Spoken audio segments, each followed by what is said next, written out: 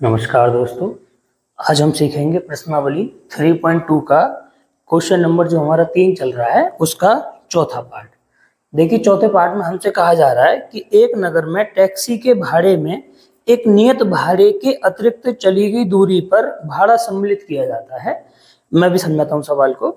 10 kilometre दूरी के लिए जो भाड़ा है वो 105 रुपये है और 15 किलोमीटर के लिए जो भाड़ा है वो 155 रुपये है। तो नियत भाड़ा तथा प्रत्येक किलोमीटर का भाड़ा क्या है। और लास्ट में लिखा है एक व्यक्ति को यदि 25 किलोमीटर यात्रा करने के लिए कितना भाड़ा उसको देना होगा। आइए देखिए समझते हैं। पहले आप समझ लें, भाड़ा का मतलब होता है किराया।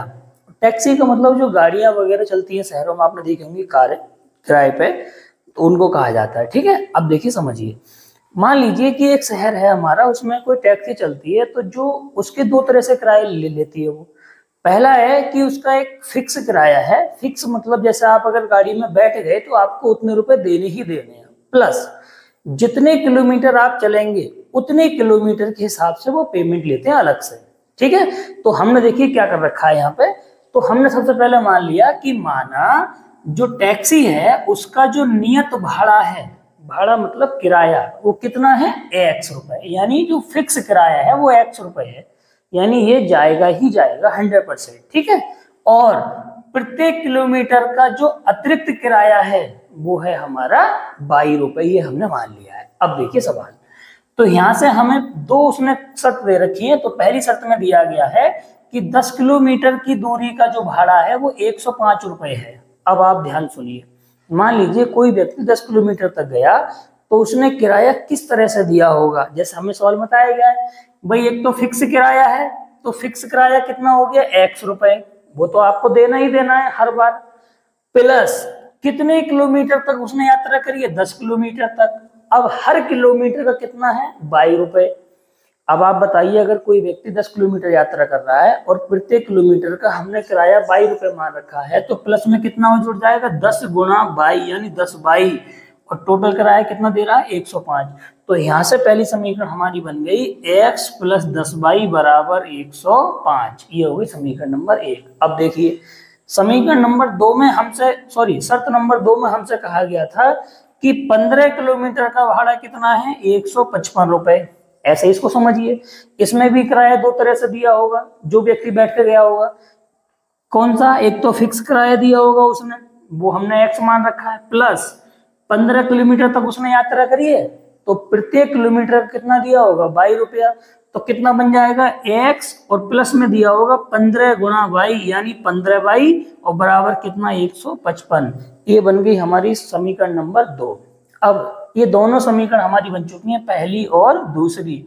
अब हमें इन दोनों समीकरणों को हल करना है प्रतिस्थापन विधि से। और प्रतिस्थापन विधि आप पहले ही सीख चुके हैं, किसी एक समीकरण में से हम मान निकालते हैं और किसी दूसरी में ले जाके लगा देते हैं। यदि हम समीकरण 1 में से मान निकालेंगे तो 2 में लगाएंगे, और यदि 2 में से मान निकालेंगे तो 1 में लगाएंगे। तो देखिए हम यहाँ समीकरण 1 से मान निकालते हैं। समीकरण 1 है हमारी x + 10/22 = 105। तो देखिए यहाँ से मैं x का मान निकालता हूँ, तो x बराबर हो जाएगा 105 - के 10/22। ये बन गई मेरी समीकरण नंबर 3। अब ये मान मैंने समीकरण नंबर 1 में से तो निकाला है, तो लगाऊंगा कौन सी में 2 में। यदि 2 में से निकाला होता तो कहाँ लगाते 1 में। तो हम यहाँ से लिखेंगे x का मान समीकरण 3 में से समीकरण 2 में रखने पर, इसी को कहते हैं प्रतिस्थापन। एक जगह से मान हटा के दूसरी जगह ले जाके लगा देना। तो देखिए समीकरण 2 हमारी यही तो है, x + 15/22 = 155, वो हमने यहाँ लिख दी। अब देखिए मान लगाते कैसा, कुछ बच्चों को अभी भी गड़बड़ है। तो x की जगह ये वाला मान जो दे रखा है ये यहाँ लगा दीजिए। तो देखिए यहाँ पे तुम्हें x दिखाई दे रहा है, इसकी जगह ये वाला मान लगा दीजिए 105 - 10/22। ये वाला प्लस के 15/22 ऐसा ही है, बराबर के 155, सेम टू सेम ऐसे लिखे हैं हमने। अब देखिए 105 अभी भी ऐसा ही, माइनस के 10/22 और प्लस के 15/22, तो कितना बचेगा प्लस के 5/22 बराबर 155। तो 5/22 बराबर 155, ये उधर जाए काय का हो जाएगा माइनस का, तो 5/22 बराबर बचेगा 50। तो 22 बराबर 50, ये जो 5 है वो कहाँ जाएंगे बटे में, 5 से काटोगे तो 5 नहीं 50, यानी 22 का मान कितना आ गया 10। 22 का मान 10 आने का मतलब है कि जो अतिरिक्त किराया जा रहा है प्रत्येक किलोमीटर का वो 10 रुपए जा रहा है, यानी हर किलोमीटर पे 10 रुपए आपको अतिरिक्त देने पड़ रहे हैं। ठीक है, अब देखिए यानी हमने क्या निकाल दिया, प्रत्येक किलोमीटर का अतिरिक्त किराया निकल गया हमारा कितना, 10 रुपए। अब देखिए अब हमारा x का मान और आना है अभी, तो ये जो y का मान आया है इसको समीकरण नंबर कहाँ लगा दीजिए आप, 3 में या 1 में लगा दो या 2 में, 3 में आसानी से निकल जाएगा। तो हम लिखेंगे y का मान समीकरण 3 में रखने पर, तो देखिए समीकरण 3 हमारी ये है, x बराबर 105 माइनस 10y, तो x बराबर 105 की जगह 105 10 गुणा y का मान कितना है 10, तो 10 ढाई कितने हो जाएंगे 100, तो x का मान 105 में 100 कम करो कितना बचेगा 5। इसका मतलब ये हुआ कि ये जो 5 रुपए है वो फिक्स किराया है, यानी हर बार व्यक्ति को 5 रुपए तो देने ही देने हैं बैठने के, और जितने भी किलोमीटर जाएगा उतने किलोमीटर के हिसाब से 10 रुपए के हिसाब से पेमेंट करेगा वो। ठीक है, अब देखिए इसमें एक चीज हमसे और पूछी गई है, वो मैं आपको बताता हूँ। अब देखिए समझते हैं, अभी देखिए हमने पता लगा लिया था अब तक कि x का मान हमारा 5 आ गया था, y का मान 10, x का मान मतलब नियत किराया हमारा 5 आ गया था और प्रत्येक किलोमीटर का जो किराया था वो 10 रुपए आ गया था। अब हमसे सवाल में एक चीज और पूछी गई है कि यदि 25 किलोमीटर तक कोई व्यक्ति यात्रा करेगा तो उसका भाड़ा कितना बनेगा। तो आइए देखिए, इसलिए 25 किलोमीटर यात्रा करने का जो भाड़ा हमारा बनेगा किस तरह से बनेगा आप सोचिए, नियत किराया तो वो देगा ही देगा x रुपए प्लस, चूंकि वो 25 किलोमीटर तक यात्रा कर रहा है इसलिए हमें किराया देगा 25 गुणा y, क्योंकि हमने प्रत्येक किलोमीटर का किराया कितना माना है 22 रुपए माना है। तो देखिए मान लगाइए x का मान कितना 5 प्लस 25 गुणा y का मान 10, तो 5 प्लस 25 250, तो 25 में सॉरी 250 और प्लस 5 जब आप जोड़ें कितना हो जाएगा 255, यानी यदि कोई व्यक्ति उस टैक्सी से 25 किलोमीटर की यात्रा करता है तो उसे 255 रुपए का भाड़ा देना होगा। अब हम देखते हैं इसका 5वां पार्ट। देखिए 5वें पार्ट में कहा जा रहा है यदि किसी भिन्न के अंश और हर में 2 जोड़ दिया जाए तो वह भिन्न 9/11 हो जाती है, और यदि अंश और हर में 3 जोड़ दिया जाए तो वह भिन्न 5/6 हो जाती है, वह भिन्न ज्ञात कीजिए। आइए देखिए समझते हैं, भिन्न का सवाल देखिए जब भी कभी आएगा तो हम किस तरीके सॉल्व करते हैं, तो हम लिखेंगे माना अंश जो है वो हमारा x है और हर कितना है y, हमने मान लिया कि अंश हमारा x और हर कितना है y। आप बताइए भिन्न कितनी हो जाएगी हमारी, भिन्न को हम हमेशा कैसे लिखते हैं अंश बटे हर, अंश हमने कितना माना है x और हर कितना माना है हमने y, तो जो भिन्न बन गई हमारी वो बन गई x बटे y। अब हम देखते हैं अपनी सवाल के अनुसार जैसे हमसे कहा गया। देखिए सबसे पहली शर्त में कहा गया है कि अंश और हर में अगर हम 2 जोड़ दें दोनों में, यानी अंश में भी 2 जोड़ दें और हर में भी 2 जोड़ दें, तो जो हमारी भिन्न है वो 9/11 हो जाती है। तो देखिए x प्लस 2 यानी अंश में भी 2 जोड़ दिया, y प्लस 2 यानी हर में भी 2 जोड़ दिया, भिन्न कितनी हो गई 9/11। इसको सॉल्व कर लीजिए, क्रॉस मल्टीप्लाई करेंगे तो 11 की गुणा तो इसके साथ हो जाएगी और जो 9 की गुणा है वो इसके साथ यहाँ पहुंच जाएगी सामने, तो गुणा करिए तो 11 ही गुणा करेंगे x में, तो 11x प्लस 11 दूनी 22। इसी तरीके से ये जो गुणा है वो इसके साथ पहुंचेगी 9 के, तो 9 की गुणा y में तो 9y और 9 दूनी 18। इसको सॉल्व करिए, 11x अपनी जगह, ये वाला 9y इधर आए क्या हो जाएगा माइनस का, ये वाला 18 अपनी जगह, ये प्लस का भी हो जाए क्या हो जाएगा माइनस के 22। अब देखिए 11x माइनस 9y ऐसे का ऐसे ही, प्लस के 18 और माइनस के 22, तो कितना बचेगा माइनस के 4। ये बन गई समीकरण नंबर 1। अब यहाँ से देखें शर्त नंबर 2 के अनुसार, शर्त नंबर 2 में हमसे कहा गया है कि अंश और हर दोनों में अगर 3 जोड़ दें तो जो हमारी भिन्न है वो कितनी हो जाती है 5/6। तो हमने अंश में भी 3 जोड़ दिया, हर में भी 3 जोड़ दिया, भिन्न हो गई 5/6। वही चीज फिर करिए, क्रॉस मल्टीप्लाई करिए, 6 की गुणा x में तो 6x प्लस 6 3 18, इसी तरह से 5 की गुणा y में तो 5y प्लस 3 पंजे 15, तो 6x माइनस के 5y इधर को आ जाएगा, 15 अपनी जगह रहेगा, प्लस के 18 इधर आके हो जाएंगे माइनस के 18। तो यहाँ से बचेगा 6x माइनस 5y और बराबर के बचेंगे माइनस के 3। ये बन गई समीकरण नंबर 2। अब हम इन दोनों समीकरणों को सोल्व करेंगे प्रतिस्थापन विधि से। तो हमने सबसे पहले समीकरण 1 से मान निकालेंगे। हम समीकरण 1 हमारी यही तो है, 11x माइनस 9y बराबर माइनस के 4, तो 11x बराबर हो जाएगा ये वाला का है माइनस का, इधर आके प्लस का हो जाएगा, माइनस का 4 अपनी जगह, तो x का मान निकल के आ जाएगा 9y माइनस 4/11। अब देखिए ये बन गई समीकरण 3। इसमें हमने मान जो निकाला है समीकरण 1 में से निकाला है, तो अब हम इस मान को कहाँ रखेंगे, समीकरण नंबर 2 में रखेंगे। अब इससे आगे का देखें, अब तक हमने समीकरण 3 से मान निकाल लिया था, तो हम लिखेंगे x का मान समीकरण 3 में से समीकरण 2 में रखने पर, तो देखिए समीकरण 2 हमारी ये थी 6x माइनस 5y बराबर माइनस के 3। x का जो मान था वो x की जगह यहाँ पे लगा दिया, देखिए 6 अपनी जगह, x का मान हमने लगा दिया 9y माइनस 4/11 माइनस के 5y ऐसे बराबर की माइनस 3 ऐसे। सॉल्व करिए, 6 की गुणा करिए 9 में, तो 9 छिक्के 54, 54y 6 चौक 24 बटे में 11 माइनस के 5y के बटे में हमने 1 मान लिया एलसीएम के लिए बराबर माइनस के 3।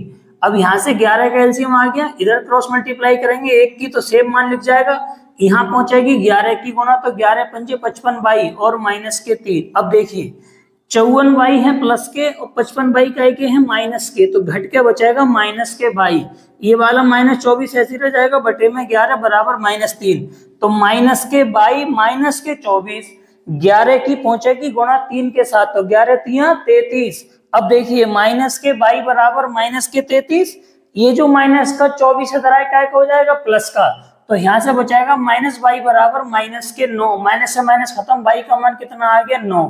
बाई का मान 9 आने का मतलब है कि ये हर का मान आ गया, किसका मान आ गया, हर।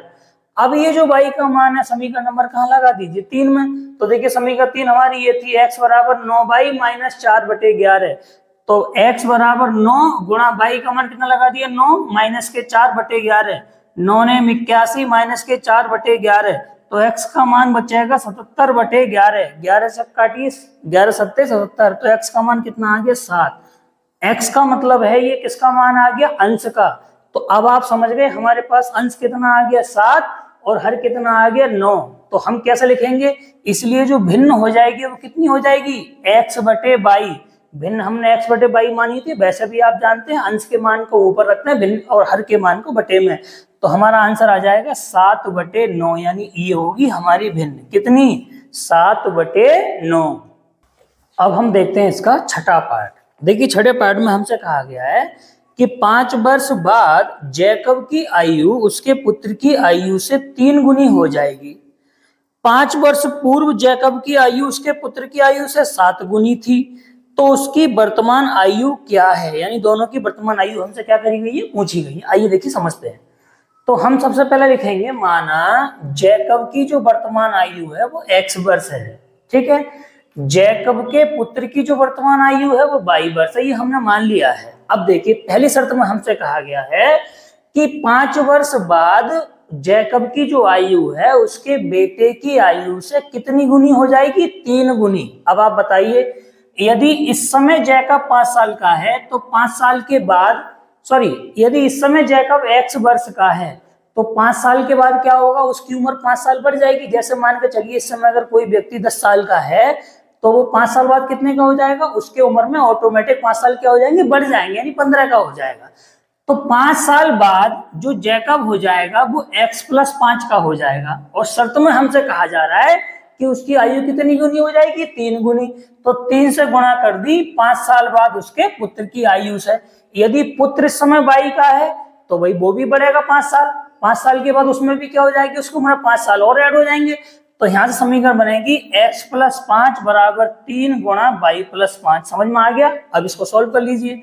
तो x+5 बराबर 3y प्लस 3 पंजे 15, x अपनी जगह, ये 3y धरा के माइनस का हो जाएगा, ये 15 अपनी जगह, ये वाला प्लस वाला 5 धरा के माइनस का हो जाएगा। तो समीकरण बनेगी x माइनस 3y बराबर 10। ये बन गई समीकरण नंबर हमारी 1। अब देखिए शर्त नंबर 2 में हमसे क्या कहा गया है। शर्त नंबर 2 में कहा गया है कि 5 वर्ष पूर्व मानी पहले, 5 साल पहले जो जैकब था वो अपनी पुत्र की उम्र का 7 गुना था। कितना गुना, 7 गुना। तो फिर से हम वही कर रहे हैं, 5 वर्ष पूर्व जैकब की आयु बराबर 7 गुणा 5 वर्ष पूर्व उसके पुत्र की आयु। तो देखिए इस समय जैकब कितने का माना है हमने, x का, तो 5 साल पहले कितने का रहा होगा, उसकी उम्र में से 5 घटा दीजिए तो कितने का रहा होगा, x माइनस 5। ऐसे ही उसका पुत्र 7 गुना था तो 7 से गुना कर दी जाएगी y माइनस 5। ठीक है, इसको सॉल्व करेंगे, समीकरण नंबर बनेगी 2। अब हम देखेंगे, देखिए अभी हमने यहाँ तक सॉल्व किया था, x माइनस 5 बराबर 7 गुणा बाई माइनस 5। इसको देखो सोल्व करेंगे आगे तो कितना बचेगा, x माइनस 5 7 की गुणा करेंगे बाई में तो 7 बाई और 7 पंजे 35। तो x ये वाले धरा के माइनस का हो गया, माइनस के 7 बाई माइनस 35 और ये माइनस का 5 तो जाके प्लस का हो जाएगा। तो x माइनस 7 बाई बराबर माइनस के बचेंगे 30। ये बन गई समीकरण नंबर 2। अब देखिए समीकरण 1 हमारे पास ये है, समीकरण 2 हमारे पास ये आ गई। अब हमें इनको सॉल्व करना है प्रतिस्थापन की विधि से। तो हम सबसे पहले समीकरण नंबर 1 में से देखिए मान निकालना शुरू कर रहे हैं। समीकरण 1 ये तो थी x माइनस 3 बाई बराबर 10, तो यहाँ से x का मान हो जाएगा 10 और प्लस के कितना 3 बाई। ये बन गई समीकरण नंबर 3। अब हम लिखेंगे x का मान समीकरण 3 में से समीकरण 2 में रखने पर। क्यों समीकरण 2 में हम मान रख रहे हैं, क्योंकि हमने समीकरण 1 से अपना मान निकाला था। तो समीकरण 2 देखिए हमारी ये है, तो लगाइए x माइनस 7 बाई बराबर माइनस के 30। तो जहां x है वहां ये वाला मान लगा दीजिए।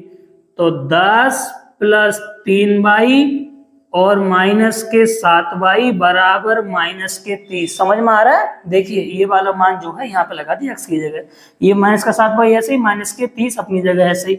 नोट करिए जरा यहाँ से, तो देखिए कितना बचेगा, 10 अपनी जगह ऐसे ही, प्लस के 3 बाई और माइनस के 7 बाई। तो यहाँ से घट के बचेगा माइनस के 4 बाई और बराबर माइनस के 30। तो यहाँ से हो जाएगा माइनस के 4 बाई बराबर माइनस के 30। ये 10 उधर जाएगा का हो जाएगा माइनस का। इधर देखें कितना बचेगा, तो माइनस के 4 बाई बराबर बचेंगे माइनस के 40। माइनस से माइनस खत्म, तो यहाँ से बचेगा 4 बाई बराबर 40। तो बाई बराबर 40 बटे 4, 4 से काटें कितना आ जाएगा 10। तो बाई का मान कितना आ गया 10। बाई मतलब ये आ गई जैकब के पुत्र की वर्तमान आयु, यानी जैकब का पुत्र कितने साल का है, बाई यानी 10 वर्ष का है ना। अब ये जो मान आया समीकरण नंबर कहाँ लगा दीजिए 3 में। तो यहां से लिख दीजिए बाई का मान